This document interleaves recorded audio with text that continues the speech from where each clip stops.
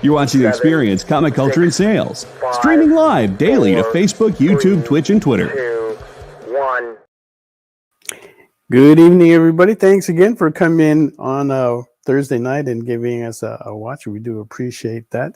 Tonight, we've got special guest Michael Oden, who's coming back with us with one of his other series called Embraced.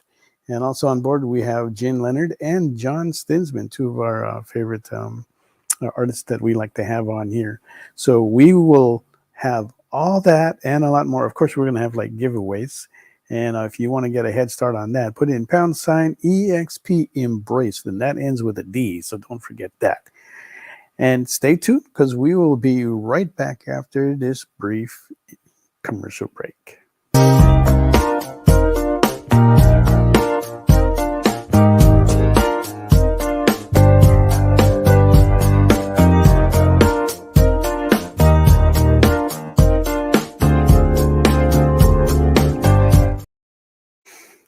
Good evening, everybody. Thanks again for coming on board. Don't forget to hit that follow button. And if you can share, comment, and like as well, that will help us to increase our followers. So that way we can continue to bring you wonderful full content like Nick Barucci's original art show every Friday nights at 7 p.m. Right. And if you want to get a head start on that, on the free giveaways tonight, we've got 3 prints that I'll be giving away tonight. #EXP Embraced. Kenneth Bird, I see you in the comments there, so thanks for being there. You're always there. Thank you for coming. And our first guest is Michael Ogden. But before we do that, let's check in with Mog. How are you doing? Pretty good. Yeah. Happier because the weather here from over like over 110 hundreds average, it dropped down today to 79. So I'm really happy. Although they did say tomorrow it's gonna go up to close to the 90s again, but still, you know what? I'm still happy. I'll take it. Yeah. Good. Okay. So, and what are you gonna be? There's a huge fire here. There was a massive, like about 127, or is it 172 miles of fire around my here. That's right. That's in the San Bernardino area. Yeah, it caused like a lot of pollution, and the heat was just insane from it. Yeah, because we can't see the fire from where we're at just because of how close we are to the mountains. But it's amazing that people like in Pasadena, City of Industry, even down in Huntington Beach, they can see it. A friend of mine from Huntington Beach put up a picture, and his picture shows the fire and it looks really large compared to how we see it in the news, because you're just seeing these small clips of it. But he's got like a wider range, right? So. But yeah, so that's going on. Hopefully they'll get that under control soon. It seems to be right now. Don't really seem to smell the smoke as bad as we were getting. And we like to leave the windows open to get some of the breeze in and not depend on the AC too much. But with that fire going, didn't want to smell the smoke. So we huckled down and closed everything up and just depended on the AC, which was actually nice. Yeah, there were ashes everywhere. Yeah. All right. So what are you going to be drawing tonight, Mog? I'll be working on the sketch cover, this Roxy vampire, and I'll draw the vampire Roxy. Okay. Yeah, that's and we'll start that off at $100. You're going to be putting more into that than what you normally do with the reference that I saw. Okay, so let's bring out our special guest, Michael Oden. Hey, how's it going, guys? Long time no see. I know. It's been like a couple of years now. I'm glad to have you back. 3 years. Yeah. 3. It sounds about right. Oh man. I love the artwork that's behind you there. Oh. That's a nice piece. It is. Yeah, I'll Dean figure it really out. pushed it with the cover, and it makes for a nice little background. So Yeah. And we'll be talking about that campaign, Embrace, which just ended on Indiegogo, right? yeah, we wrapped up the 60 days, so we're in demand right now as I build the campaign for Fund My Comic and Kickstarter. So Okay. Is that the only campaign you're going to run it on? so we're going to be we've done Indiegogo. I'm building a Fund My Comic right now with Luke Stone to go over there, and then when we finish it up, we'll be finishing on Kickstarter. Okay. All right. So we'll have that to look forward to, and we'll talk a little bit more about that. But before we do, let's get some of the artists here so that way we can get the auction board going. First up, Jen Leonard is here tonight with us. Woo-hoo. Hey guys. Hey. Oh, Jen. Hey. And okay, so it looks like you're working on Vampirella. Mhm. And let's see, you said I was going to start out at It's 70 because I'm doing some 70. color on this Okay, one. at 70. There you go. So if you guys want to start placing a bid on that, we are accepting 70 for that. And the other artist that we have on board, John Stinsman. What's up, everybody? Hello, Hey, John. John. Glad to have you on there. Okay. Appreciate it. Thank you. Mm-hmm. Now, John and Jen are both on a Kickstarter right now, and they have covers for Savage Sin. Very So cool. hopefully we'll get a chance to post that link up, and you guys again can give a chance to support them. If not, share, comment, and like. That always goes a long way. That helps us out a lot there. You guys have anything happening? Anything else coming down the pipe for you, John or Jen? Always, yeah, I'm sure. Yeah, I know, John. You've been like really busy these days. Your name I'm keeps trying coming to be. across on a lot of things that I see. Trying to be. But yeah, staying steady, as Jen knows, is, name of the game and key to staying relevant. So, Yeah. just as I can talk about it, I certainly will, but nothing major to disclose right now. Okay. Just How the about you, usual. Jen? I've got 2 covers coming up on the new Bridgeport Chronicles Vampire series that's about to launch, I think probably in 2 weeks, maybe. Wow. Okay. So, Yeah, Mog hasn't been on a Kickstarter for a while, but that's going to change. There's a bunch coming out in this last quarter that she'll have covers for. Nice. And we have a bid on Jen's art starting already at 69 from Ilya. +1 for Jen's art. So that puts it at 70. thank you. He just had to get the 69 in there.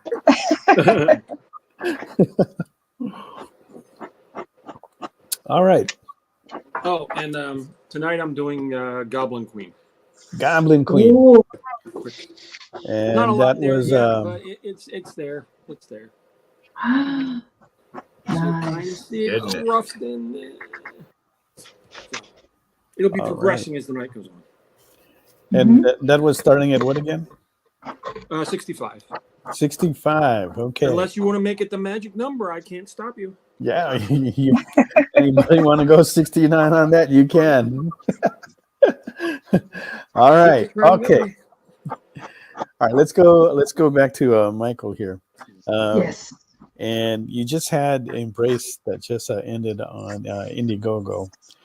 But before we get into that, I wanted to, because I don't think we talked about this the last time, is how long have you been in comics and what got you into it? Jeez. I mean, at this point, I've been doing indie comics as my own like publisher and everything like that for almost 5 years. Started back in like 2020, and we actually met during my second book, Elysian Fields. Elysian, and that was a good time.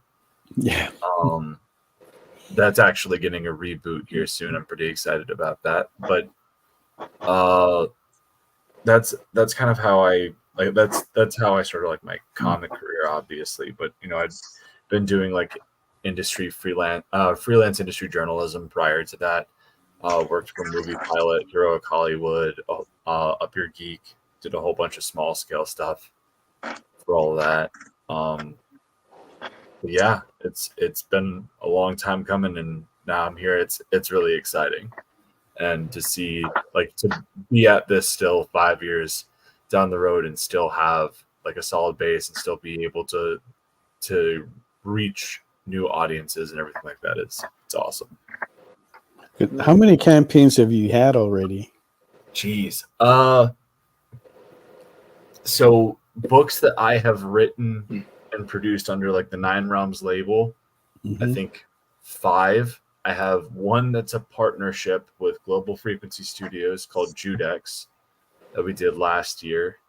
And then I have written, I wrote American Bliss, Father's Pride, Part 1 for Genuine Comics over at Dave Brink.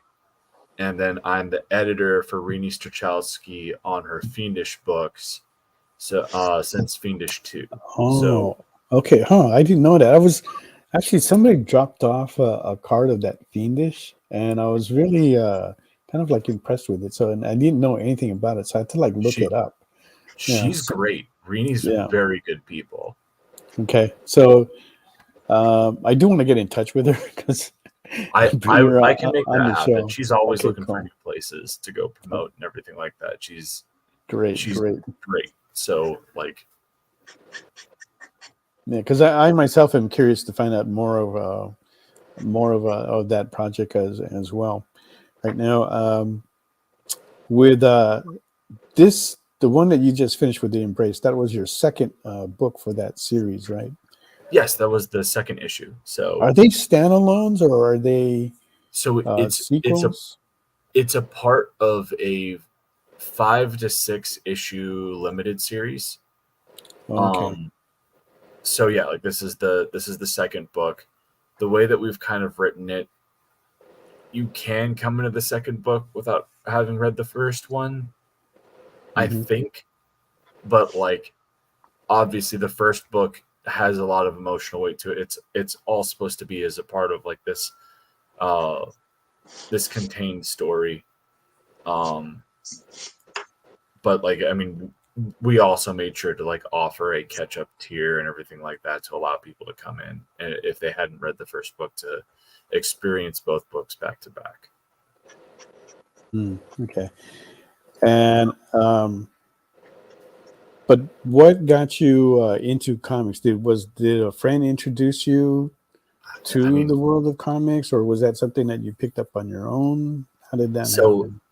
So like, I mean, I'd always read comics growing up and everything like that. In terms of getting into the field and the industry, I think that the big thing that really gave me a leg up was, at the time I decided that I was going to start making my own books, I was doing a lot of indie comic reviews for Up Your Geek. And so I was getting into touch with a lot of people, Dave Brink, I met during that period of time, Marvin Wynn from The Edge, a whole bunch of these guys. And I would ask, like, who should I go get in touch with? And, I got put in touch with people like Luke Stone and Stephen Cock and everything like that. All got pretty networked, and that's how I kind of got started. I see Sumo Thori in the chat. What's up, bud? How are you doing? Thanks so much for the support the other night. Big proponent of us hitting over 10K. It was a blast. Yeah, I saw your post for that too. Yeah. So were you more attracted to the art or the story? I mean, I'm a writer, so like, I mean, growing up, I always wanted to like draw and write. I dabble with the drawing side, but I'm far from professional. I do okay, but like I'm not going to be, getting anyone picking me up for commissions anytime soon. So, but like, I've always been drawn to the storytelling side, and I think that's where my biggest strength is I know I'd like to think I know a good story. And so I focused in on my writing. Okay. And it was not easy learning to write comic scripts, because most every like how-to book that there is on comics is specifically targeted at art. And so it was like I was like going through and trying to find classes and stuff like that on how to write a comic script and everything, and like nothing existed. Yeah. So I at the time I had gotten the special edition of Marv Wolfman's Man and Superman book, and at the back of it he actually had a copy of his like the first issue script. And so I literally just used that as a holy Bible. Like, it's good enough for freaking Marv Wolfman, it's good enough for me. So like I just studied that whenever I saw the like whenever there was like a page or a panel that I wanted to kind of recreate in my own story, I was like, okay, well, I'll go look at how it's put in his comic, and then I'll see how he wrote it out on his panel, on like his panel breakdowns, and what language he used. Because like that was the thing, is writing a comic script is this kind of weird blend of creative and technical writing, where like you have to know the language on how to give directions, because like you can sit here and say, oh well, I want this being done on a page, but ultimately, you know, it just depends. Like the way that gets translated completely depends on how good of a dynamic you have with your artist.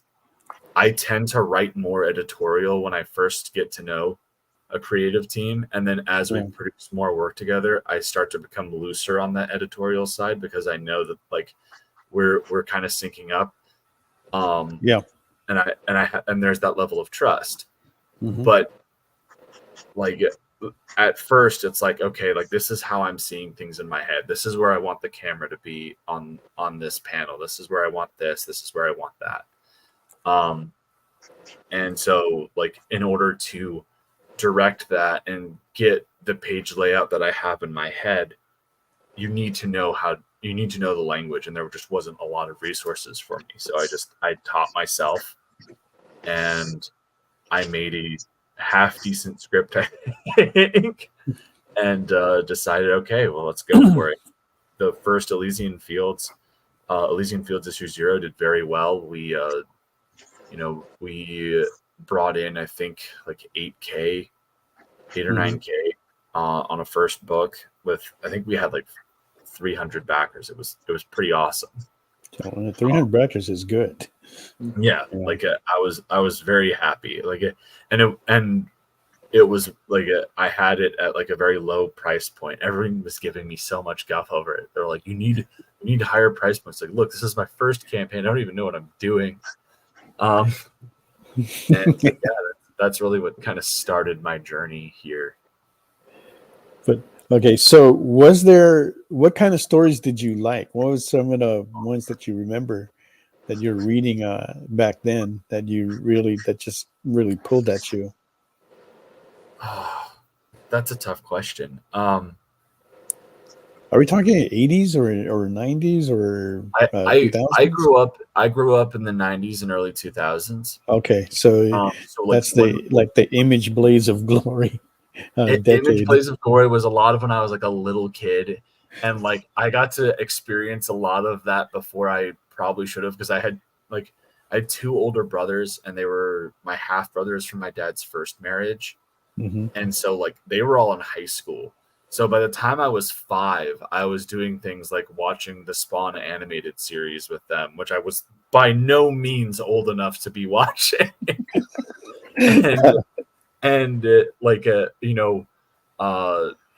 obviously still watching like the animated series that were contemporary with my age group. Like you had X-Men, you had Spider-Man, Batman the animated series, like all of that stuff. Yeah, sure. That was a good time. That was a good time to be watching, because they had so much good stuff coming in animation during that time. And so, yeah. 100%. And so, but like in terms of when I started getting reading, I mean, a lot of focus on specifically Marvel superheroes. It's kind of where I grew up around. I think that the first comic book run that I collected was actually Ed Brubaker's Captain America run during the Civil War period. uh, actually mainly the Bucky cap run. It was like Oh, shit. I was in high school. I had an allowance. I could finally set up like a bot like a pull box, and so that's what I did. Is I got those books because Cap was my favorite character. But in terms of a specific story that got me wanting to write or that influenced me to like a big degree, man,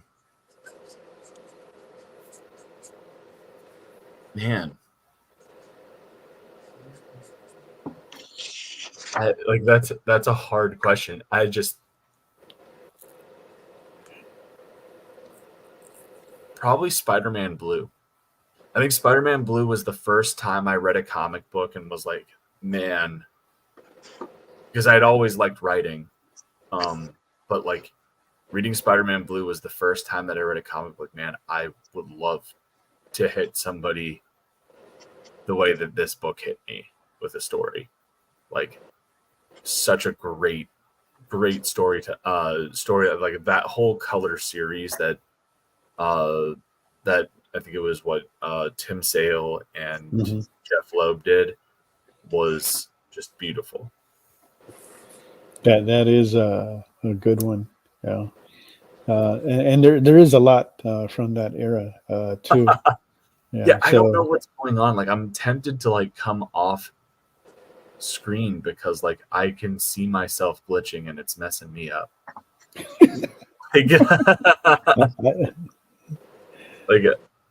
Yeah, I know, but it's not too bad, so it's okay, right?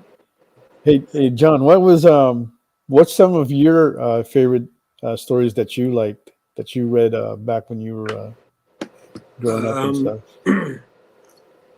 Walt Simonson's run on Thor. Oh yeah, I love that. Yeah, I like the artwork too. It just kind of fit in there. Yeah. Oh yeah, it was perfect. He was perfect for that book. I still like that artwork too that he did on there. It's fantastic. Yeah, I mean, some of the best. And he had such a good run on it too. I know, well written, well thought out, brought a lot of new ideas to it, but didn't deviate too far from what was already there. He was just perfect for that book. Yeah. And then obviously John Byrne, Chris Claremont on X-Men, John Byrne on Fantastic Four. Yeah. That's for sure. And then I love the early miniseries like Secret War, Contest of Champions.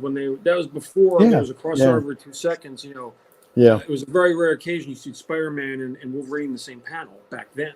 You had to wait years to see that happen again. So it was cool. Yeah, those a lot of the early stuff like that. How about you, Jen? I grew up with the Archie comic stuff. That was like the thing I read the most when I was a kid. But as I got older, I was getting into Fathom and a lot of the Michael Turner run. That's some good stuff there. Mm-hmm. I started out with the Sunday comics, liking Garfield and Hagar. Those are two of my favorites. Hagar's horrible. They just cracked me up. It was we'd come home from church, and then I'd hit the Sunday paper. My dad would grab it. I'd take the comics, start reading that. Yeah. But there was a lot of good stuff there. You had Valiant in there, and there was like incredible artwork. And I go, wow, But yeah, I would read all the comic strips in there just one by one, just going down to it, right? But then eventually it led me into comics.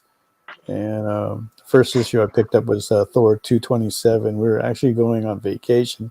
I was at the airport, and I had some money. I actually had some money that I had earned, and I was like, yeah, all right, let me buy this comic book and check it out. And that's what kind of got me started and hooked. All right, so now you've got your publishing going, and looking on here, it looks like you said Indiegogo, you have 8 campaigns already that you've completed under your banner. Yes. And Embrace just finished. Let's see. I don't want to get into it right now. So when we come back from break, we'll take a look at the campaign. But give us a little pitch about what Embrace is about. Yeah, of course. So the Embrace is a story of this man, Clarence Griffin, who a year prior to the events in his story, his son was murdered. And it's in that time, things have kind of just fallen apart, and the police haven't had any momentum on the case, so they've told him that they're dropping it. And so in this act of desperation, Clarence is about to take his own life when he's stopped by the ghost of his son, David. And when they reunite in an embrace, Clarence receives a vision of what happened that night through his son's eyes and sees the people that were responsible. And when he comes to, he's in a super suit powered by his son's ghost. And so together, they are the spectral hero of the Embrace, and they are going out to bring David's killers to justice. That is damn unique. I don't think I've ever heard anything like that. Honestly, I don't think I've ever heard anything like that before. That is a marriage of so many ideas that just perfectly fit together. Beautiful. I appreciate it. Thanks. It was definitely one of those things that when the idea came to me, I was like, this is something. And then I got in touch with Dean James. I was initially having a lot of trouble writing the script because I couldn't see the character, so I had to have the character designed first. And then once we had his design down, it took Dean and I a week and a half of us just going back and forth, talking about what kind of visual influences we want to have and this, that, the other. Once we had that design and I could see the character, I had the first draft in a week. The story was there. I couldn't visualize how I wanted his powers to work and stuff like that. Nice. Sumo writes, it's a cool concept, and he has an awesome artist on it in Dean. And I have to agree with that because I did take a look at the campaign. Now, did you take? You said you took some classes in writing, but what's some of the references in writing that you use? I know you mentioned the Marv Wolfman part in the book, in the Superman book. Specifically with this book, I would say that there's a lot of James O'Barr's The Crow, Robert Kirkman and Todd McFarlane's Haunt, a little bit of Spider-Man as well. One of the fun things that I really have fun that I really enjoy writing with this character in particular is one of the running gags is that Clarence and David, Clarence was a comic book collector and David would sneak read his comics. And so they bond over the astonishing arachnatine. And so there's all these Spider-Man references that are not Spider-Man references. And at the end of the day, they're effectively a superhero, and David's ghost has a measure of control over the suit. So they're doing all this cool stuff to try and emulate comic panels and everything like that. It's a fun way to be able to do little Easter eggs and references to some of our favorite moments. Oh yeah.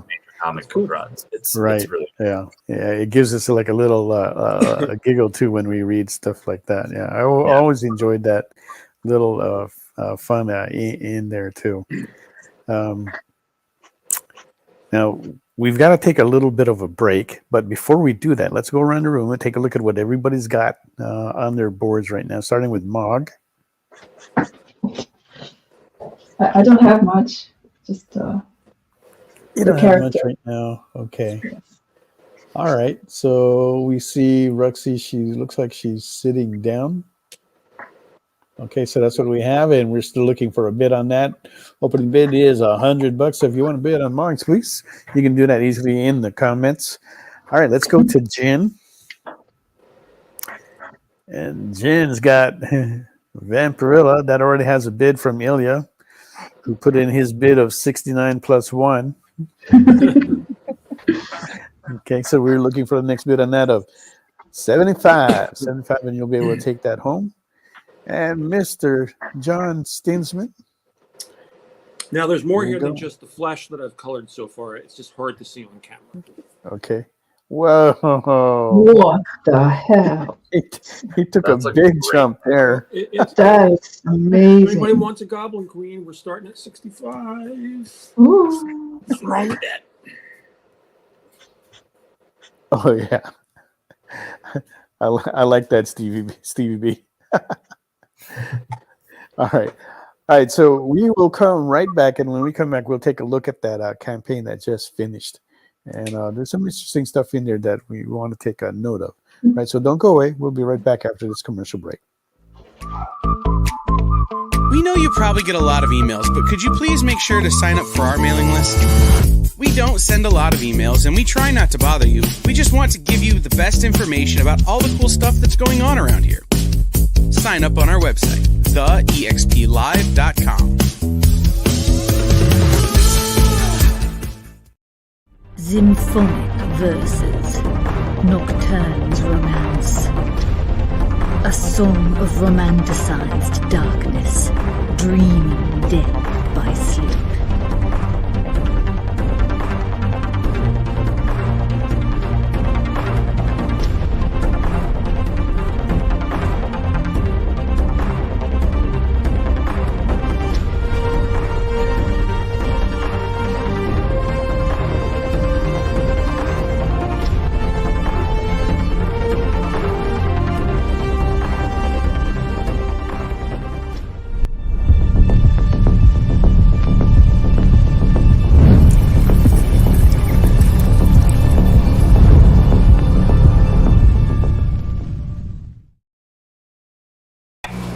Some comic live streams seem like they're just throwing everything at the wall. Hey, you want this unknown comic? Yeah, here, how about this boring one? Found this one in a rain gutter, give me some money for it. I know this looks like a rotting sandwich, but I swear it's a comic. Pay me! But with Comic Collectibles, we know you don't just want comics, you want the right comics. You want rare, variant, and incentive covers, vintage books in pristine condition at prices you won't find anywhere else, and truly unique, hand-drawn cover sketches by some of the most amazing artists in the business. Join Rex and his rotating cast of co-hosts live from Dynamite Entertainment headquarters for a carefully curated roster of comics that you'll only find here at Comic Collectibles. Every Monday at 6 and Wednesday at 7 Eastern Time. Part of the experience.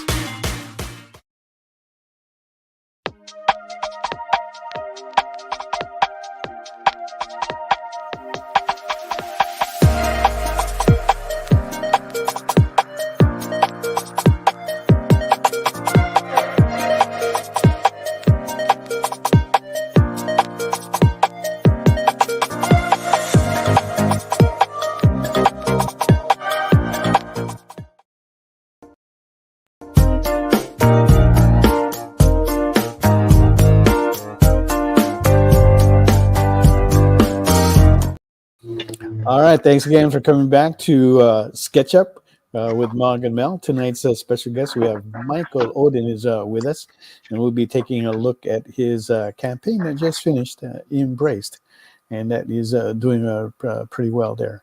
Right. Make sure you hit that follow button, and if you can share, like, and comment on this, that would be great. That'll help us to continue to bring you wonderful content like Nick Berusch's original artwork every Fridays at 7 p.m. Are we still doing a survey, JD? If you do, if we are, you can put that link in the comment and make sure you fill that out. That will also help us continue the show. And of course, we've got giveaways tonight, and you can get in on that by putting in #EXP Embraced. Right? That'll get you in for 3 free giveaways that we will do later on this evening. Okay. All right. So we are back with our special guest, Michael Oden. And let's go ahead and take a look at, if we can take a look at that campaign, JD, run that video. It's a pretty cool looking video too, I have to say.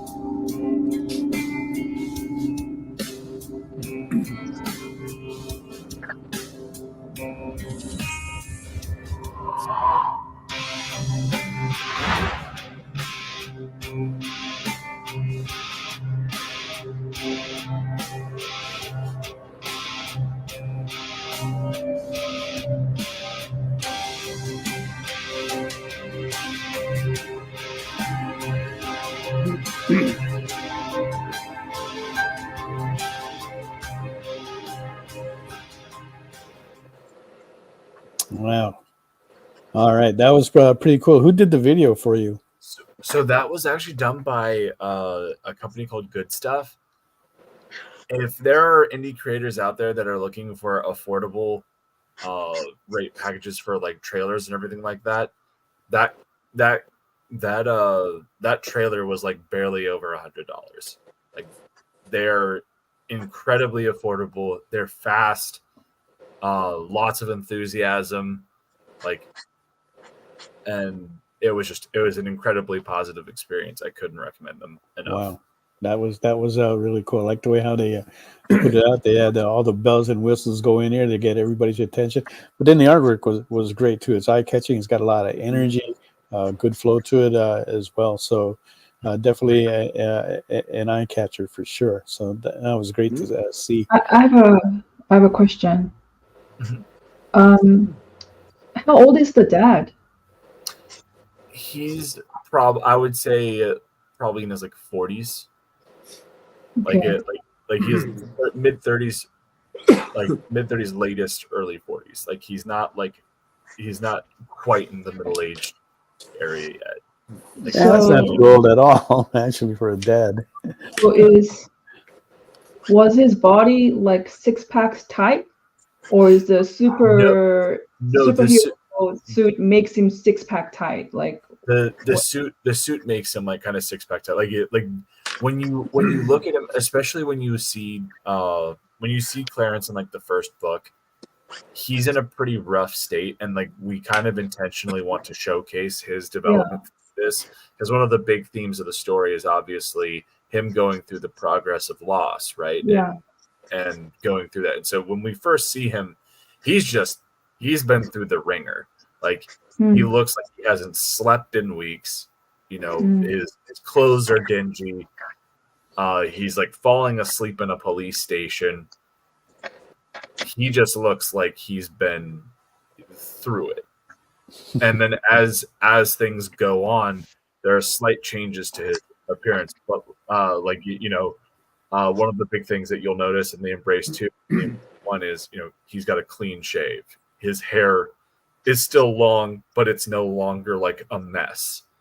Like there are slight things that kind of showcase his progress, but like the body mass and everything is definitely a part of the super suit being like, they're trying, like David's trying to make his dad the hero that he sees him as, right? And like that's the other big thing is like, at the end of the day, David is the light of this book. It's a representation of how our kids are the best parts of ourselves, but also how we how the kind of responsibility that we have as parents to kind of live up to the reflection of how we're seen in our kids' eyes. And so like that's a big thing from a visual standpoint. Very good. When you the layouts for the book, is that something that you control, or do you pass that on to somebody else, or is Dean handling that? So it's a bit of a give or take between me and Dean. Like Dean is my co-creator on the book. I gave him that as like, because of the instrumental role of like getting the design for this character down. If I didn't have it, I wouldn't have been able to write the script. Like I needed to see it, and he put a lot in on the first book. Like because of stuff that was going on, he was literally just working because he believed in the project. So like that was a whole thing. But in terms of how our layouts are done, I will generally have like a page construction in the script where I'll be like, all right, this is kind of how I see things, but then I'll let him kind of like, I'm former military, so I've got like the whole mindset of everybody has their lane. Right. So like I'm the writer. If my artist says, hey, I think that there's a better way to do something, I'm gonna let him freaking run. Let him go. Just like I'm gonna trust him. Especially at this point, we've done 2 books together, and like he's not gonna shoot himself in the foot here. So like I just let him kind of go with it. There are certain times where like I'll have like a very specific things like, hey, I really want like this page looks like this in my head, and I'll even like rough out a thing. But like otherwise, I let him just kind of that's his territory. That's his lane. I let him stick to those sites, and I let him do his job. Right. And we learned that from the service, right? Do you respect the person's AOR, their area of responsibility? Especially that's what you hired him for. You want to depend on that and not take control. Taking control of everything could lead. You may not get as good as a product, right? It's better to get input from everybody. Micromanagement is the death kiss of any sort of endeavor. The moment that you have a guy that thinks that he knows everything and tries to get his hands in all the pies at once is the moment that you're screwed. We had a platoon leader that tried to do that during a it was just like first training exercise with us. Of course, yeah. And he tried to we're getting evaluated by 10th Mountain to go on deployment, and he's trying to like step in and do all the squad leaders' jobs. And he ends up setting up our formation on this assault on the objective to the point where 2 of our squads walk right in front of the line of fire of our weapons squad. So both those squads dead in the exercise, just gone. Weapons squad had blue on blue fire, killed 2 squads. There was 1 squad left. We indexed, and it was just like, this is what happens when you don't let people do their jobs. Right. You have squad leaders, let them lead their teams. I have an art team. I let them do their job. I give input where it's needed, but otherwise, I stay the hell out of their way. I hired them for a reason. Yeah, those are the guys. They have experience what they're doing. So why do you want to tell them what to do? They know best. If they see a problem, they should be able to bring it up to you and make you aware of it, so that way you can make a better decision. And use their advisement, right? And that's what you want. Yeah. So we know what what happened- happens to leaders like that want to take control in a live theater. It's not going to happen. What happened to the platoon leader? Did he take responsibility, or it wasn't his fault? No, regardless? that's unfortunately not how the Army works. Generally, he did get better, but generally the solution to that, especially from an Army standpoint, is we promote you out of that position. Getting somebody fired in the Army is impossible. The amount of paperwork and everything, it's an immensely bureaucratic system that is works against itself 3/4 of the time. They just implemented a new PT test. I think it was 2 years ago, that had been talked about for over a decade and a half. So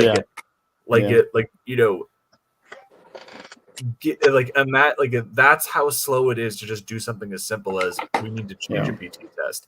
Imagine how much more difficult it would be to, hey, we need to get rid of this PL. The answer is promote him out of that position and put him in an admin position where he's not out in the field. That's so funny you said that, because I was just finishing up reading a book, and it's like a twist on Faust, the classic. How you journey into the hell. Yeah. And it's a comedy, and at the end, they really desperately want to try to get rid of the king of hell. Mm-hmm. And the co-subordinates, they found the best way to do it was to give him a promotion. And giving him a promotion, you get him out of the thing, and he actually creates more work for that guy. So he was doing admin work at the end, and he was happy because, hey, I'm promoted, but he doesn't know that he's actually kicked out. So funny. It's the easiest way to do it. It makes sure that their feelings stay intact, and they're no longer in charge of people, and where things could go very wrong. Yeah. Very wrong. We won't get into that, but because I told some of the things that happened Well, yeah, and we won't get into that. Yeah. We'll have some fun discussions about that sometime. Mel, I'd be down. Yeah. Because it doesn't always happen that way. Let me just say that. No, it doesn't. Like, I've had plenty of good leadership during my time in the Army. Yeah. and I've had, my first PL that we had was like probably one of the best leaders that I had when I was in the military. Like, really sharp guy, really smart, and very adaptable and very good at his job. Of the PLs that I have had, there were maybe one or two that came close to matching him, and then the rest of them were less than ideal. But that was also because we were the detachment of our unit, so we were like the redheaded stepchild. So we always got like yes, and you get the extra thing that we don't really want. So, but anyway, we're digressing. Yes. Let's get back on track. Let's get back to the embrace. We can chat Army stories another time. Yeah. All right. So with Embrace, and this was this was a pretty good sized book too, because you had like 38 pages. Was that right? 56. 56 pages of story. Okay. Right. That's almost like 3 issues in there. Yeah. So that amount the first book was 48 pages from cover to cover. Wow. Okay. And so then this book is 56. And so like by the time you include like cover graphics and stuff like that, it'll probably be between 62 and 64. So, and how much were you selling this book for? 20. Okay, that sounds reasonably right for that amount of pages. You get a physical copy of the book and a digital. The other cool thing that we've done is our stretch goals are not tchotchke based on this campaign. Instead of doing that, we've invested the money that you would normally do for that into the book itself. So each variant gets a cover upgrade at a specific stretch goal. We have hit all of our stretch goals save one. Wow. And these stretch goals are active throughout every single one of our crowdfunders that we do, because and these covers will be consistent as well. So like, let's say you back on the Fund My Comic or the Kickstarter, every stretch goal that's been unlocked up through that point, you get. So like the first one that we unlocked, which was Dean's main cover, that gets a UV spot gloss treatment. Then Rini Strachowski's cover gets got a lava holofoil treatment. Oh, okay. And then we had Eder Macias. His cover is getting a silver foil metallic upgrade. And then we have Michael Bancroft's cover is our final one. We have like less than I think it's like $1,200, and we that gets an upgrade to no, it's $1,800. $1,800, and that gets upgraded to a rainbow foil. And so long as it, we reach $12,000 raised between all of our crowdfunders, that gets unlocked for every backer. Wow. Okay. All right. That's going to be pretty cool to see that, because it looks like you'll probably hit it once you get on the other campaigns, and you'll definitely hit that goal. Are you going to be adding more stretch goals then after that? So there are we have exclusive. We have a exclusive cover for each of our follow-on campaigns. So when that happens, it'll be like, hey, we'll have a stretch goal specifically for Fund My Comic to get the Fund My Comic cover upgraded, right? And then same thing with Kickstarter. Okay. Any particular reason why you went with Indiegogo first instead of Kickstarter? It's just where my base has been. Like, that's where I had done all of my other campaigns, and the Embrace one we had done over there and raised, I think it was like $15K. We did very well over there. That being said, this is the last time we are using Indiegogo. Okay. Our campaign was shadow banned from day one.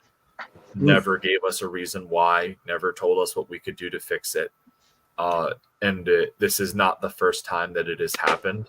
Additionally, their new tip thing that they do is been a common complaint for years, and it's just it's time. They haven't updated their UI at all since the beginning either, so it's still it's now very clunky by comparison to everybody else. So it's just like there's literally no reason to stay, especially since they charge the largest amount of platform fees.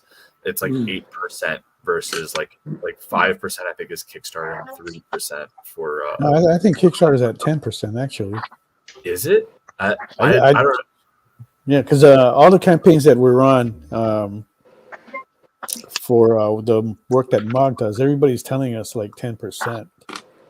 So you may want to look at that again. I'll take a look, but like when we did the because I did Embrace 1 second chance over on Kickstarter, and I think it only took out 5% for us. Okay, that's going to be interesting because then I'm going to have to take a look at that because that's actually a factor in some of our negotiations. It might be you have to hit like certain thresholds in order to qualify for 10%. Yeah, that's what I'm thinking. Because like it says like the base thing is like it says between 5 and 7%. So it's probably if you're like under a certain threshold, they're only going to hit you with 5 because they don't want to take too much from you. But then if you get over a certain threshold, you get 10, like it's 10. That very well could be what it is. Right. Yeah, and that's not uncommon. We see that happening in all kinds of stuff and platforms. So yeah. But I was under the impression that it was 10%, and not a biggie, but I do want to get clear on it. 100%. But that's the whole thing is as I said, Indiegogo was where I had started, and that's where I had all my audience. But now it's like it's very much a whole thing of my audience is going to follow me wherever I'm making my book. Right. I have a very strong core group of support that. They like what I've been doing, and they're going to show up no matter what, and that's what's important. Is making sure that I have that, but then also have the ability to grow. And if I am on a platform that literally delists my book for no reason and doesn't tell me what I can do to fix it, well, it sounds like it's time to no longer be on that platform. Yeah. So Ilya writes, nice play on words there. Not embracing Indiegogo. Exactly. Yeah, and let's see. Stevie B writes, Far Cry from the Bronze Age when new 32-page comics were down to 18 pages. Thank God for the 100-page. At that time, though, they were mainly reprints. Yeah, you know what? And I did like those 32 pages back then, the giant size and the king sizes. Times there were some good stories in those books. Like I still kind of like favored it. Plus, they always had like nice covers to them on those giant size books. So yeah, I really wish they had continued that up. But anyway, we're almost at the top of the hour. Let's go around and take a look at the room and see what we got. Besides me. Okay, monks. Whoa, got a couple of kitties in there. Awesome. What's in her hand? Chinese takeout. Oh, Chinese takeout. Chinese takeout. Okay, I see it now. Okay, takeout box. I'm gonna shape it out more, but yeah. All right. So this is a little bit more than what Mog usually puts on there. So, and that's the reason why we're selling this at $100. You're still getting more than a fair share of a deal of what we normally sell those for. But so if you want to place a bid on that, do so in the comments. And let's see, what is this? Had to feature the work of art, Mel's face. Okay. Nice, JD. True work of art, which is your face. All right, let's go to complimented on your looks. I think it was Stevie. Well, Stevie. I don't know, buddy. See, Stevie B's House of Rituals. We'll take your word for it. Master 69. Okay. Pushing the 69. All right, let's take a look at Jen. Oh, That's Nice. looking fantastic. That is looking Oh, yeah. good there, Jen. Oh, Jin yeah. is so good. Yeah. Very cool. Like it. All right, this is one again. This is one of the rare times that Jen is coloring, and she's got that started at 70, which Oh, Jin, Ilya did you- has at the moment. Huh? Are you still working on the Copics markers, Jin? Remember last time we talked about Yeah, you were thinking yeah, of that's all the getting another- Copex. Okay. Yeah, the month alone is looking good right there. So if you want to place a bid Mm-hmm. on that, we are looking for the next bid of 75. 75 will get you in the run for that, and you'll be able to take it home. There's a couple of guys I know that if they saw that, they would they would go ahead and take that up. But they're not here yet. They don't only come in a little bit later after the sports is over. All right, let's take a look at John. Here we go. John's probably got a lot done already. Oh, baby. Heart Yes. attack. It's good. Flash is pretty much done, so now I got to work. Look at all that skin. Yeah. A lot of skin there. Okay. Hey man, I didn't design it. Mm-hmm. And that is also looking for a bid of 70, was it? 65. 65. Okay, he's starting it low there for everybody. 65 just so that you can get a piece of that action. All right, so don't go away. We'll be right back after this short commercial break. Twitch, it's not just what happens when you have too many energy drinks anymore. Check out our content over there too.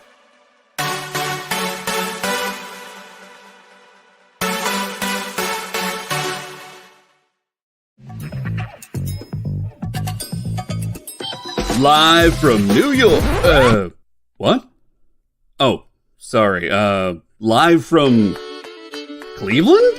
It's Friday night? It's Friday Night Live! With Nancy McCann. And Ricky. And sometimes Carlos. And featuring boxes and boxes of rare comics. Unique collectibles. Lots of smiles and conversations with new friends. Friday Night Live with Comics Unlimited. Friday night from 9 to 11 on The Experience.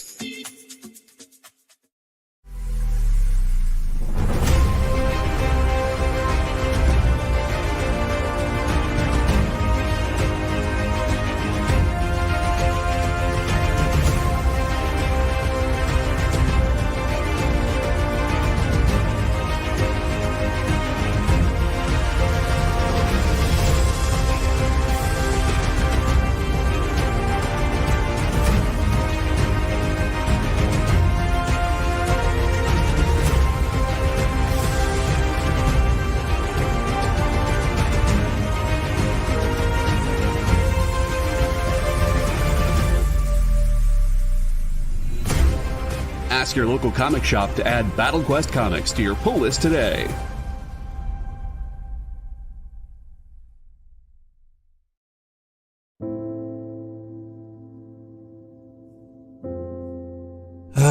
Boring old Tuesday.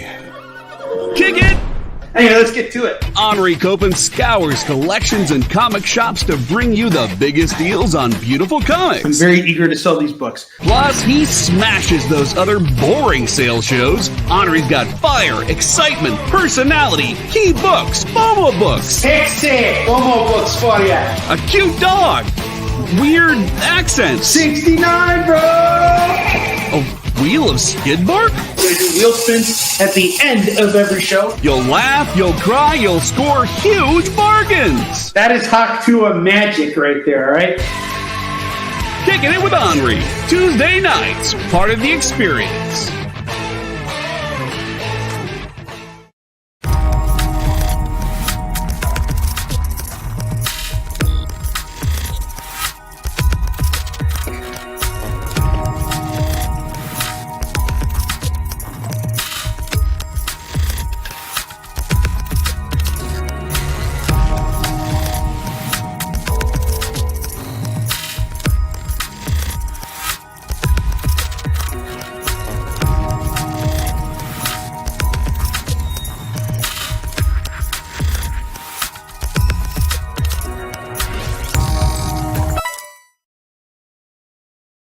According to a statistic that I just made up, people spend 4 hours a day changing the television channel. People who watch The Experience don't do that. Save yourself a ton of time by tuning into The Experience and enjoying our new original programming 7 days a week. And then tell your friends. Think about the money they could save on batteries in the remote alone just by tuning into The Experience. Find out more by scanning the QR code below.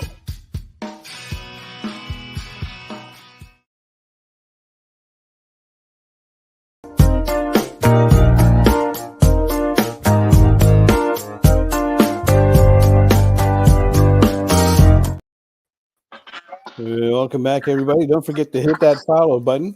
And if you can share, like, and comment as well, that'll help us to continue bringing you wonderful content like our show, plus Nick Barucci's original art show every Friday nights at 7 p.m.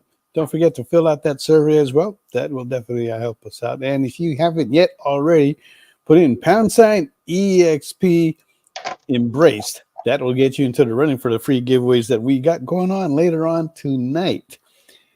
And let's see, Mike Asbert, someone just placed opening bid in chat of $100. Is that right? Really? Yep. I don't think so. Okay. I'm not seeing No, it, but actually, Sumo asked how the auction worked, and Mike was saying just place your bid in chat. It's $100. Like, yeah. Oh, okay. Yeah. Okay, yeah. Yeah, it's pretty much as put it in chat. We will record it and stuff. And then we will get that information out to the artists, and you can complete the transaction with them. And if you guys didn't know already, but so the show does not take any cut from the any of the bids or high bids that the artist gets for their work. They totally get all of that, right? So just so you know, they will contact. If you are the winner, they will contact you. Let you know what the total is with shipping, and if there's any taxes, perchance if that does apply, they'll let you know that too. Okay, right. And well, we do pretty good here because we get about the sell-through rate is about 85%, so it's pretty high. I'm actually surprised by that. So it shows that you guys are giving us giving the artists a lot of support, and it's very well appreciated. All right. So now we are talking Embraced. Okay, it seemed like we were missing another person, but I see it now. We got all 5 people here. Okay, so we're talking Embrace. And so just concluded, broke 10K. How many backers did you end up with?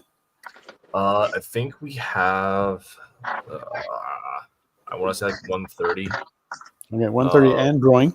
Right. And so what do you have? What's next in plan for Embraced? The next plan for the Embrace, I mean, obviously we're continuing to do the next couple of campaigns.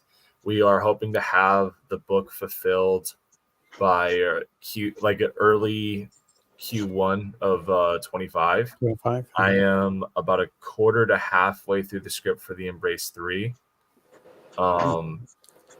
Which I might end up having to split into 2 books. I hear that often from a lot of writers, even some of our own. You know, they'll come up to, man, I've got like 80 pages, and I go, it's a whole thing of I had a 5-issue plan, but the big problem is that issue 3 is where we're delving into a lot of the meta, and so it's like, all right. I've got to be able to balance this exposition with spectacle. I can't just have this be going at full cylinders the entire time. People are going to want to see the Embrace doing cool stuff. So it's like, all right, okay, I might have to split this up into 2 issues. I'm still kind of trying to figure out how the best process of going about that. But in the meantime, while I'm working on that, I mentioned earlier, I'm rebooting Elysian Fields. I have a completely new art team. I went back and completely revamped the original script and have a whole new story structure and swapped out a couple. One of our members of the team, which was originally Theseus, is now the Queen of the Amazons, Hippolyta. Very excited about it. and we even have a preview for that reboot up on the Embrace 2 campaign, which I'm pretty excited about. And that'll be launching in March of next year, and that on the 5-year anniversary of when I launched Elysian Field Issue 0. It's pretty exciting stuff. What do you mean meta? Are you going to try to go into the psychology of the character, or is he going into a inner world? Like, what's going on? So I think the big thing is we're amping up the spectacle for one thing. I am taking everything that I have learned from being in comics for the past 5 years and bringing it all to kind of level up the book. So with this being the core thing of Elysian Field being this whole tournament aspect, right? It's a battle book, so we're increasing the size of the book. So it's 5/11 form, prestige format.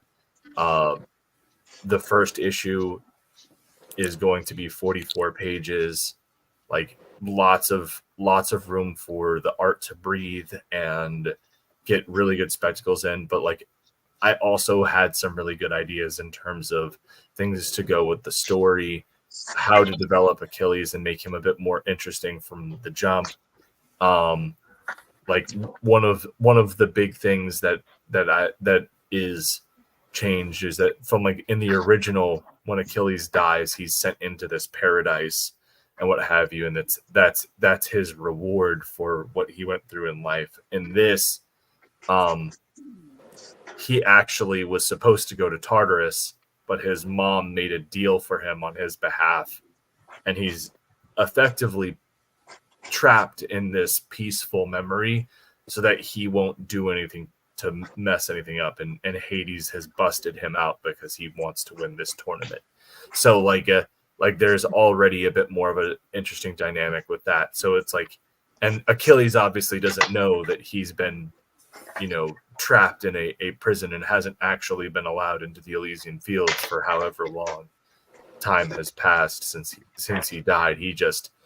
All he knows is one moment he was hanging out with Patroclus and living in this memory back home, and now he is on a ferry in his old armor being brought to an arena to fight.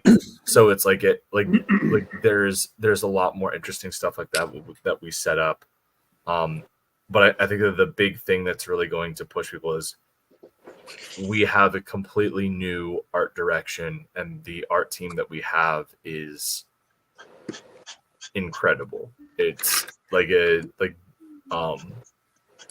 it's mind-blowing to see how much things have changed, and I'm very excited for people to get a chance to look at it. Yeah, I'm actually interested myself, because I remembered that campaign. We looked at it and everything, and we thought it was good, and I can see how you've grown. It's very obvious when you look at the two campaigns, right? You can see big differences, some really good improvements. So that's going to be really exciting to see where you go with the artwork and just your campaigns. This campaign you did for Embraced was really nice, right? I appreciate it. Not saying that Elysian wasn't good. It's just that you have. Oh no, it's been years. It's one of those things where I feel like as a creator you kind of owe it to yourself and obviously your base to grow and learn. Part of that growing process is learning and right. That's been a huge thing for me. But just so I can show this off, I share a screen. This is the wraparound sketch cover that people get with the preview of the new version of Achilles dragging Hector's body around the city of Troy. So which plays a big role in the reason why Achilles wasn't admitted into the Elysian Fields is very much tied to this. So badass. But this gives you an idea of this is the kind of art that we're bringing to it, and as I said, it's on a new 8.5 by 11 prestige format. So the action really has a chance to breathe on every single page. Every 2-page spread is glorious and epic, and really evokes the feel that we want of this, grand tournament of champions between all these different branches of mythology from across the world. Right, because we were talking back then is that because you're drawing from Greek mythology, that there is so many, because you have that treasure trove of stories that you can pull from and kind of like use or inspire like other stories that you can have that that could be tied with your series at Elysium Field. So that part was kind of exciting. It's not something we're seeing too much of lately. Right, and so that would be great. Yeah, so definitely looking forward to that. Now, what would you say are some of the important things that you've learned from when you did that back then to now on your campaigns? Oh man, I know there's a lot, but some of just a few of the big ones you think that happened for you. First things first.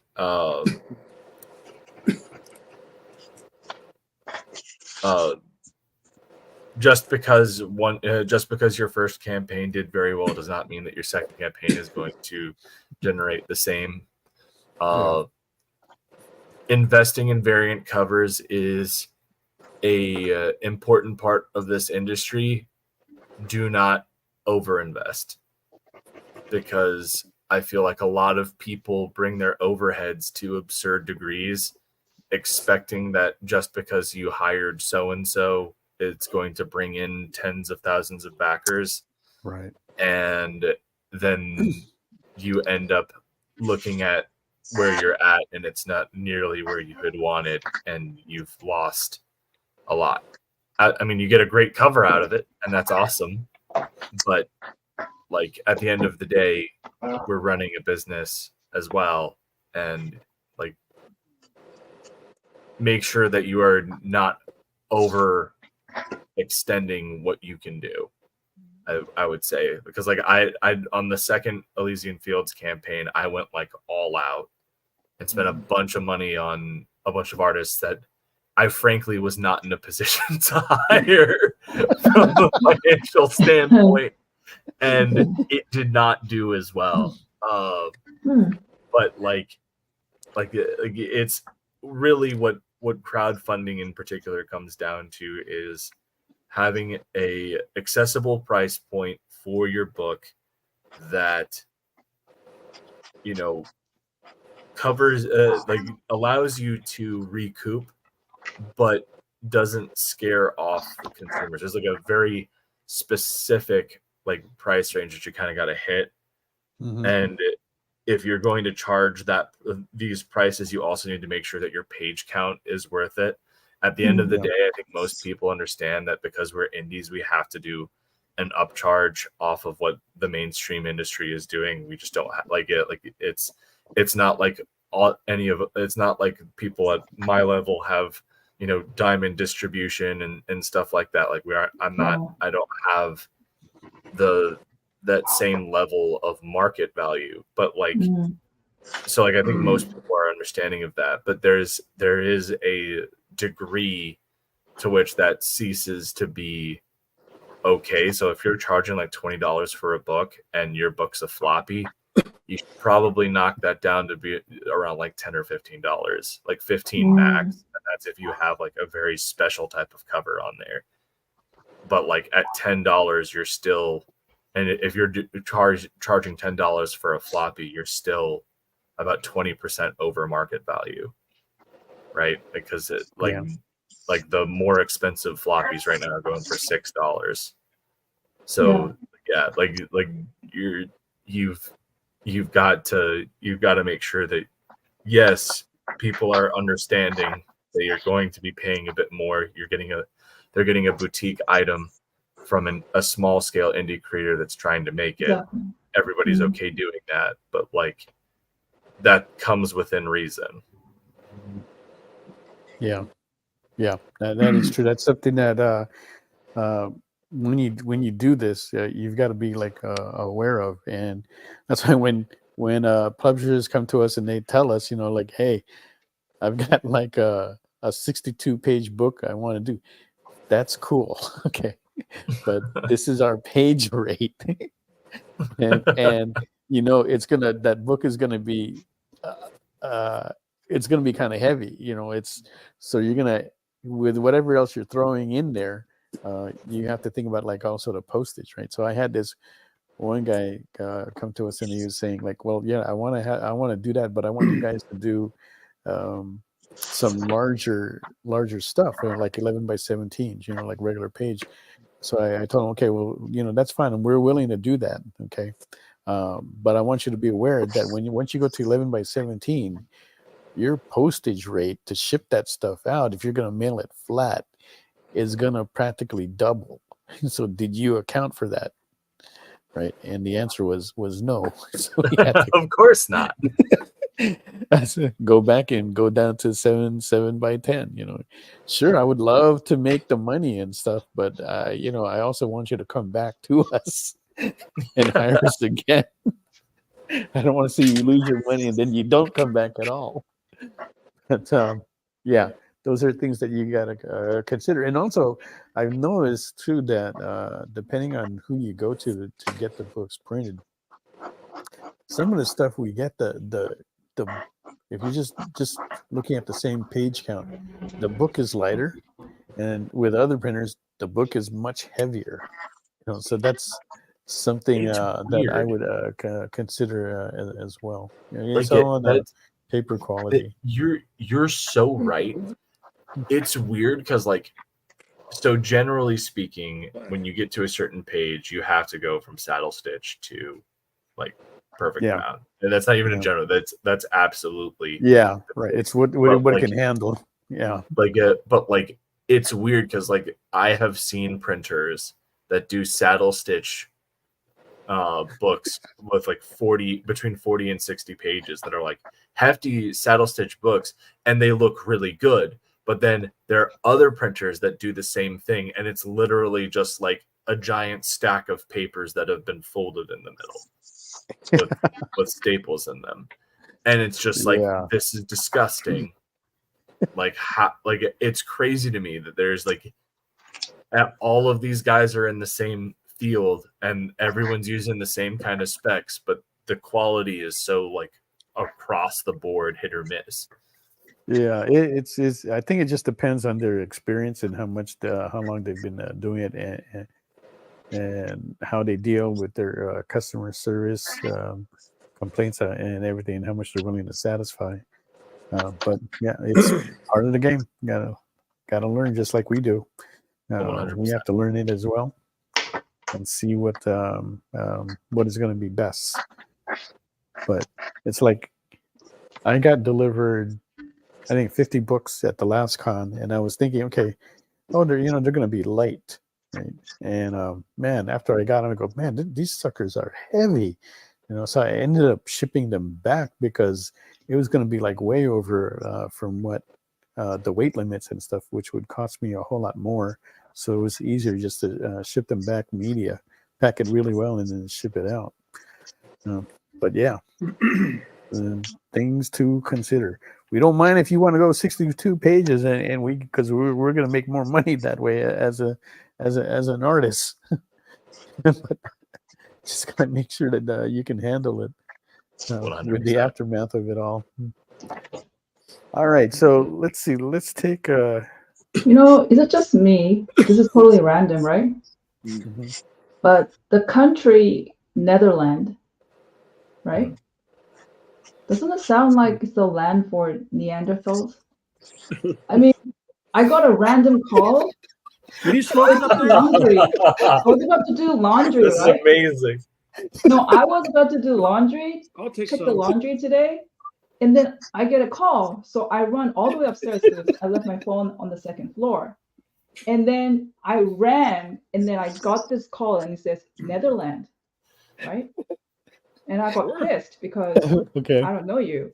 I dropped everything for you. And then it kept making me think, like, man, Netherlands, why do I always think it's the land of Neanderthals? It's just so weird. And that just made me like really ponder, like, where is the origin of Now I'm going to go Netherlands from Google why anyway? it's called the Netherlands. Hold on. Exactly. I really This want now to needs know. to be this now needs to be Because addressed. think about this, in English, the word nether, it means it's like, it's like the nether parts, like dark area. So it comes from the Dutch word Nederland, which means low countries. The name refers to the country's low elevation and flat topography with 26% land below sea level. So no, nothing to do with Neanderthals, Mark. Wait, so it's not even about being dark, it's just being very low, flat land. That's what it means. That's all it is it's got a low sea, it's like at sea level elevation, like it's very low. Yeah, the nether regions, right? But yeah, interesting. Wow. I don't know, just this thought was haunting me the entire day. Neanderthals, just glad we could help you out with your etymology quandary. And put that to rest. But it was fun to hear. We all enjoyed it, Bob. Thank you. Derivation of Neanderthal is human from the Neander Valley. Oh, really? Where is the Neander Valley? It would be hella funny if it was actually in Netherlands. Where is this Neander Valley? I don't know. I don't know. Small valley. It's a small valley of the river Dussel in the German state of North Rhine-Westphalia. It is kind of around there. It's near-ish. It is near-ish. It's the land of Neanderthals. Yep. Oh my god. Oh boy. Mog is dancing a jig right now. She's like, I'm gonna go back to do my cover, but I was right. Right. Yeah, just talk about enabling her. Yeah. Yes. Thank you. Sumo, if you haven't been watching several episodes yet, but it is part of the fun of the show when Mog asks these types of questions out of a left field. No, but the thing is, it is connected. It is connected to the conversations you guys are having. Because the moment you guys said shipping, right? It made me think. It's like, shipping, a faraway place, it's gonna cost more. And it reminded me of the Neanderthal. I mean, the Netherlands. International shipping is the major killer for all indie creators. I remember when I first started, like 3/4 of everyone was like, "I don't ship international." I'm like, exactly. Why, cowards? And then now I'm like, I get it. You're still cowards for doing. I get it, but like, you should offer international shipping. There are ways to do it. You just got to be creative. Like. All right, so why don't you share how you do it, Michael? I know. I mean, really curious. First things first is I have I do use a fulfillment service. I use Critical Blast, and what he generally does is he has shipping partners that in specific countries, and so he ships them in bulk over there, and then they get to use their localized shipping rates to get it out. So you save money, like it's one of those things where I have a standard international rate of $15. Like that's what I do for all of my stuff. Like I might lose a little bit off of it, but it's not as devastating. You kind of have to average it out because of all the different countries you deal with. Yeah. So 15 is not bad, because just like mailing something simple to Canada is like the minimum is like 25. Yes. Or for something small, and then when it's like a medium-sized thing, it's like $50, and there's like items that we have that are like $5, and it's just not worth it to ship it all together for 55 total. Yeah, no, 100%, and that's where it's like, if you have like a bunch of things, well, now that $50, like that sucks, but then they get to be shipped out in Canada or wherever you're at for like the sub $10 rates, and so it ends up balancing out. Mm-hmm. Yeah. Sumo Thor is saying mailing to Australia is nuts too. Yeah, don't remind me. It's $70. I've shipped stuff to Insanity. Australia where it hits $100 really easily to Australia. Right. But what gets me is Canada. Canada is just like over the border, and it's so expensive. Yeah. Australia has terrible shipping relationships with freaking everybody. Like it's insane. There's a reason for that. They want to be self-sufficient and not have to rely on anything coming in. So that's their tactic of trying to prevent that not too much happening. Right. So I get it. It just sucks though. Yeah. It just makes it a pain in the butt for everyone else in the world.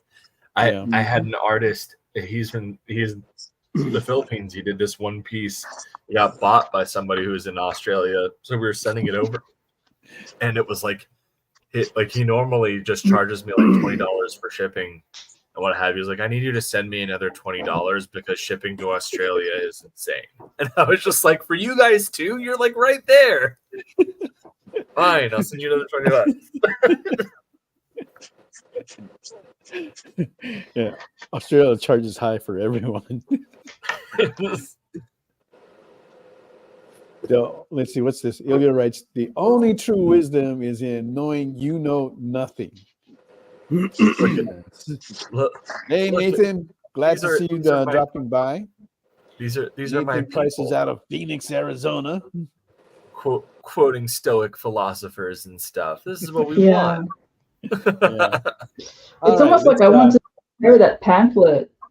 Like I put on a name tag on it, and I wear that. Especially when I talk to people who sounds like they're talking with such confidence, like they know it all. It's like, It's like instantly. The wisest man is the man that admits he knows nothing. Which is true. Because it's the quiet man who sits in the corner and says nothing. Because the more you know, sometimes that the same fact that you know that you were aware at that point of time completely changes with added information. So truth is That makes Sergeant Schultz a genius. Wait, fair enough. That would make Sergeant Schultz. Yeah, okay. All right. Well, we're going to need to go to a commercial break, but before we do that, let's go around the room, take a look at what we have.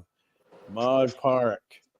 What? Why pick on me? Because we want to see what you got there. Okay. Okay. Is that 2 cats?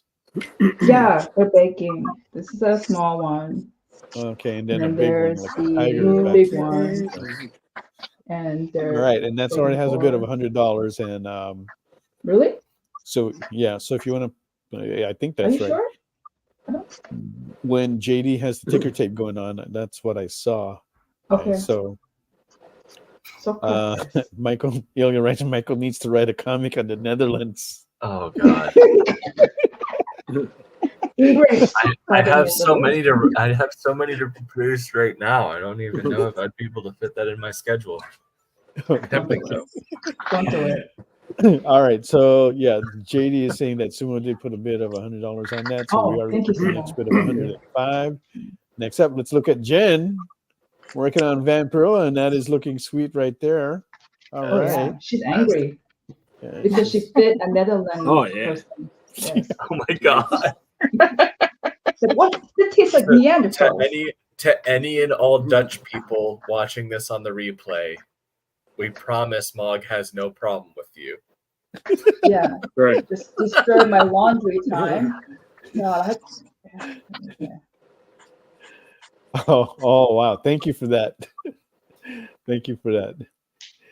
All right, and Jen has that does have a bid on there of 70, so we're looking for the next bid of 75. And then we come to John Stinsman, who's working on the Goblin Queen. Looking for a bid of 65, I believe. And look at that. That's fantastic, man. That's coming out. Thank you. Appreciate it. Always doing good work there. Yeah. I bet she has 6 packs. I mean, it's more like a 4-pack. Hey, Jen, your fan from Holland.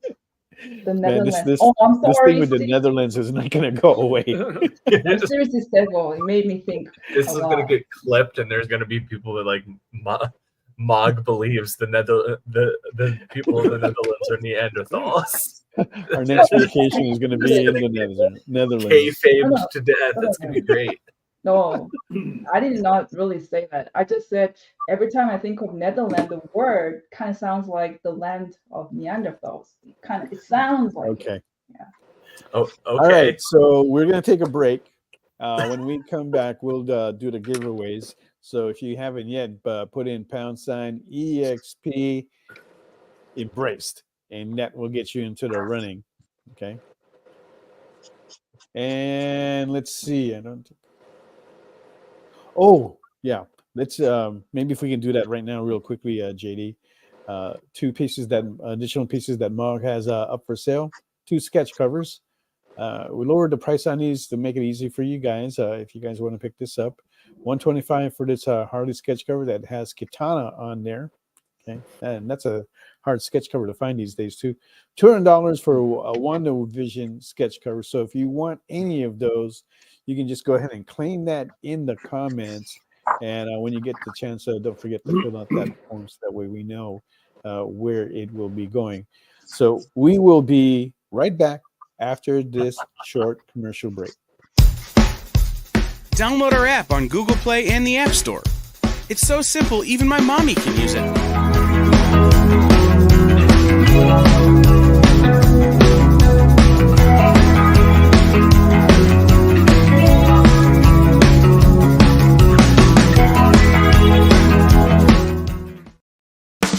You love comic books. You collect comic books. But even if you own a rare, expensive issue, it's still a copy. How would you like to own a piece of comic book history? The actual art pages the comics were made from? Oh no, you say. That's too expensive. Regular people can't afford that stuff. Can they? Nick Ferrucci says yes. Join the founder of Dynamite Entertainment for the original art experience on YouTube, Twitch, or Facebook. Incredible art at almost unbelievable prices. Does he have some high-dollar pieces for the high rollers? Sure, but Nick always makes sure to find amazing pieces priced for the fledgling collector. You can collect original comic art. The original art experience. Fridays at 7 p.m. Eastern. Part of the experience. By this time in our journey, we had been on the trail of a very elusive creature for about 96 hours. But all the hard work is about to pay off. Oh, crikey, there she is. Oh, by the markings, I'd say this one's at least a 9.8. Oh, she's a real beauty. A true mint copy. Oh, this one will make a fine slab on anyone's display wall. Oh, she's a feisty one, though. Look out, look out! Mint Hunter Comics is the place to find that mint comic you've been searching for. Mint Hunter Comics, Tuesdays at 8 p.m. Eastern. Part of the experience.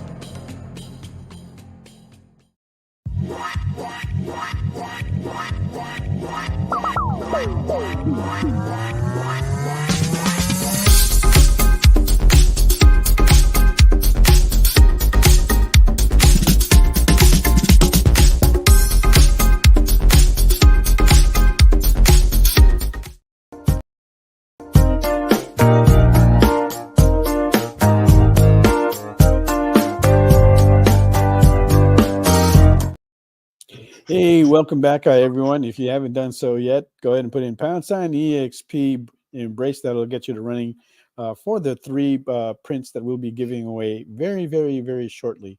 And if you haven't yet, go ahead and hit that follow button for us. And if you can share, like, and comment on here, that'll help us a lot to bring you more wonderful content like our show and Nick Ferrucci's original art show that happens every Friday.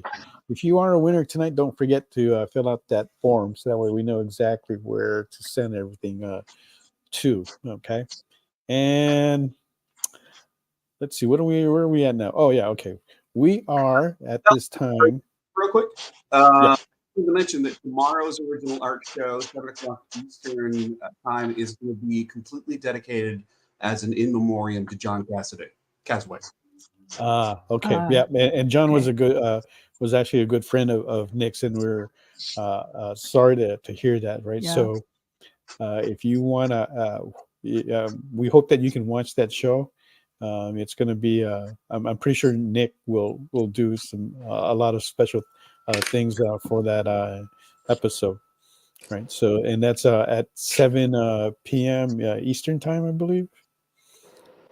So Correct. check in on that, and I'm pretty sure you'll have a good time, especially if you're into original art.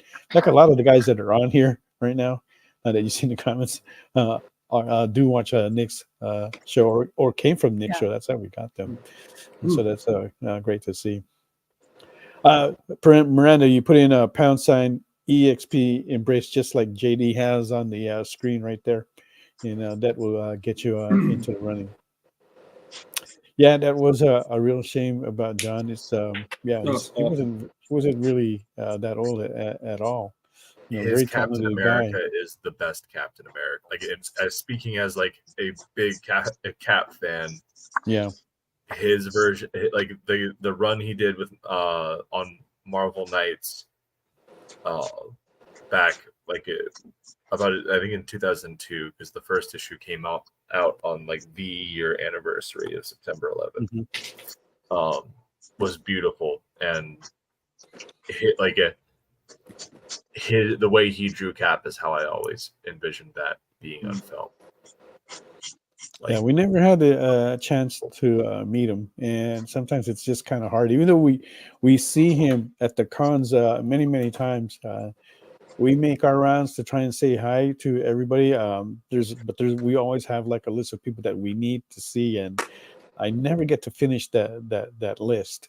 So it's sad that he has left this world, but what a great amount of work that he's left for us to enjoy in the comic industry. Definitely, you're going to be hearing still more about his run on Captain America and others in the future still. So we're definitely grateful that he's left his mark on that. All right, so Because he was very prolific, and I know John here and Jin, you guys are very prolific, and I'm wondering, like, where do you get all this energy? Also, you, Michael, where do you get all this energy? Like, do you drink gobs of coffee? I mean, how do you keep the energy? Why are you crying, Michael? Don't cry. It's okay, Michael. I'm always tired. Lots of I mean, yeah, coffee, but I honestly, for me, it's just reading more stuff. Like, you know what, I got a recommendation here yesterday for a book, and I went and I actually picked it up and I read it, and like it was a full trade of Scott Snyder did this book. What is it called? Why am I blank? Barn. I can't even think. Point is, I read it. It was brilliant, and one of the things that is really refreshing about it humbles you when you read something and go, you still have so much left to learn, right? There's still so much left to do, and like that's Barnstormers. Thank you, Miranda. My girlfriend saving my butt in the chat. Anyways, Aww, Miranda. But like, so it's one of those things that just going out and experiencing new stories and seeing how creators, different writers, different authors go about telling those stories, and what you can take from that and try and make those things your own, and level up your game, right? Like that's one of the things that keeps me going anyway. Huh. Yeah. So for you, it's more thinking. Yes. I think I think everybody gets excited about, or they get motivated in like different ways. Like for me, it's like when I'm looking at a piece of artwork and I go, oh wow, that's an interesting take on how they did that, and it's not something you see very often. You go, oh, maybe I'll have an opportunity to do something like that as well. Same I thing don't know. in writing. I'm always looking at, okay, how did they handle something in a certain way, and it's interesting to see how writers will do that. No, Sumo, she is not one of those quote unquote Canadian girlfriends I tell people that I have. I'm literally driving up to see her tomorrow to help her finish moving out of her old place into her new one. So, So John, like, do you have time? Like, your shelf is always neat. Do you clean every day? Like, you wake up and clean your place and then work. And how diligent are you? Certainly, when it's dusty, I do. I'm pretty anal about my environment, and I used to be like someone who didn't care, and I would cut my feet open on Legos on the ground. But now I have to have everything neat and organized. I like my stuff displayed kind of museum style, I guess. Yeah. But it doesn't take much maintenance unless a lot of times I'll be sleeping and I'll just hear an avalanche and I'm like, oh God, that's going to be hard to clean up in the morning because 1 knocks over 2, which knocks over 4, which knocks over 8, which knocks over 10. And then I got all these figures on the floor with their pieces all over the place in the morning. Yeah. So in that instance, yes, I have to clean up. For the most part, it's pretty easy. Oh my God. So it's like Mike is like catfishing himself. Is that it? That's apparently what I'm doing.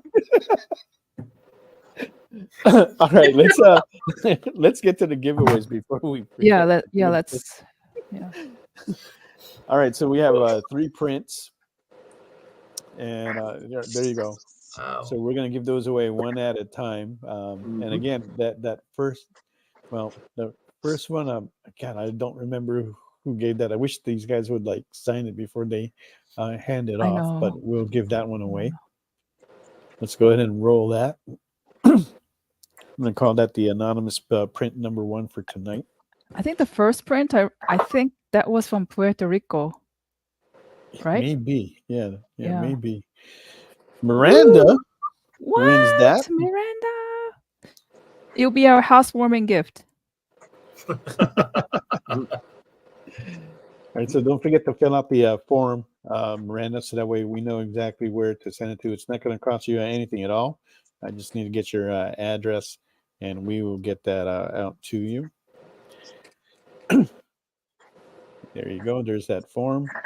And let's go ahead and roll for the second one. That's the darkness print. And it's not image darkness. It's a independent book from independent writer. Stevie B gets that one. Wow, congrats. Yeah. Yay. Now, the last one we're familiar with, that's Jamie Tyndall's White Widow. It is signed by Benny Powell, his partner at that time. Not sure if they're still together.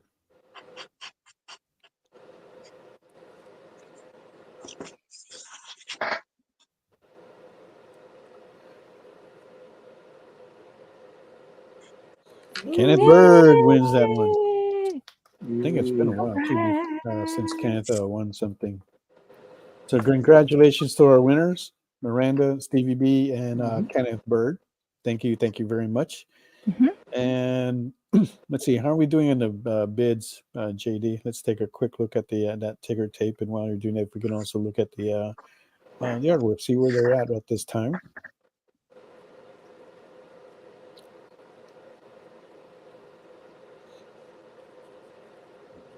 All right, so Jin still has a bid of 70 from Ilya, and Mog still has the bid of 100 from Sumo. Okay. He said that we met before, and he has a couple of my sketch covers. Who does? Sumo. Really? Which ones? If you don't mind me asking. Netherlands? Is it from Netherlands? Are they from the Netherlands? No, sorry. I couldn't help myself. Yes. Mog, from now on, whenever I see you streaming, I'm definitely coming into the chat and just reminding, let's just be like, just stoking the flames, just be like, Anyone from the Netherlands here? Oh, but So you know that what? was one of the Hawaii? amazing Hawaii shows, if I'm correct. Yeah, Got a because I Batman think that's the only time that we did something like that. Mm, That was I in think I the know who you are. VIP package? Was that a VIP package that you I know got who that you in? are. You're Yeah. from? Do you live in Maui? And a Harley You cover. don't have to disclose the information. It's okay. Harley off of eBay. Huh. Yeah, the Batman one was like half done. Yeah, so that was off the. I'm pretty sure that was off the VIP package. That's how you got that. So, and we're going to be going back to Hawaii with Amazing in November. So it's been 4 years since they've been back there, and we're happy to be coming in as one of their special guests. And I'll be bringing a couple of artists with me too over there as well. So it'll be cool to see you and everybody else out there. Looking forward to hitting the beaches, doing some hiking, and having just a bunch of fun. Are they vampire kittens, Mog? No, there's like chicken takeout. This is Chi-Town, but there's a Black Kitty logo. I'm actually gonna write your fortunes here, and one is like, you will, leap soon. You will something very dire. Wow. But anyway, they don't care right now. They're begging her to give food. This one's like praying, please give me one. And it's like, please give me one. Like that. Okay. Hey, John, Stevie B has a Oh, thank question you, Miranda. for you. He wants Sure to know if thing. that's done. If you shipped that already. If not, you might be willing to place a bid on your Goblin Queen tonight. I still have it here, and I apologize for the late shipping, as we always do on the show. But no, if you wanted to combine shipping with this piece, you get free shipping, so you don't have to pay for this piece. No shipping because you already paid shipping on the other one. So. There you go. Yeah, and that's the deal that he was looking for, and that does happen. And let's see. Steph writes, instead of the Netherlands, we say Holland. Maybe that's better. And I always say we come from Amsterdam. That put us more fame. Okay. Holland. Holland. And then Steve Vendetta writes, John, a few minutes ago, you mentioned getting your feet cut open by Lego after you step on some pieces. Well, can you imagine how Godzilla must feel after he steps on a Lego factory? Exactly. Yeah, that's good. That's like that deserves to be animated. Or one that's like put together. A bunch of those. Yeah. I hated those. That's why we don't have Legos here. My feet are very, very sensitive. Just sees the Lego factory and goes, I'm not falling for that crap. Just melts it with the nuclear breath. Yeah. Yep. Got to be careful with that. All right. And Yay. so thank you, Stevie. It's good to me. Okay, Stevie places a bid, so everybody's on the board. Everybody has a minimum bid. So if anybody else wants to place a bid, all you got to do is just top it by $5, and that piece is yours. And that can happen. We've got about 5 minutes left, so you've got a lot of time. All right, so Mike, anything else you want to share with our viewers here? Oh, hey, what are you going to be at any cons in the near future, or? So I'm not gonna be like I will be at Baltimore next weekend, not as a like artist or vendor. I'm gonna be hanging out Saturday and just going around. I wasn't able to get a table. I was on the wait list, but no contact for me. Is that a tough show to get in? It's not generally. I got in late. Okay. So it's one of those things where you snooze, you lose. But next year I'm planning on doing some conventions. I really want to get to a point where I'm doing like 3 or 4 a year at minimum. Like, especially if I'm looking at continuing to do this, one of the big things that I need to focus on is outreach and growth.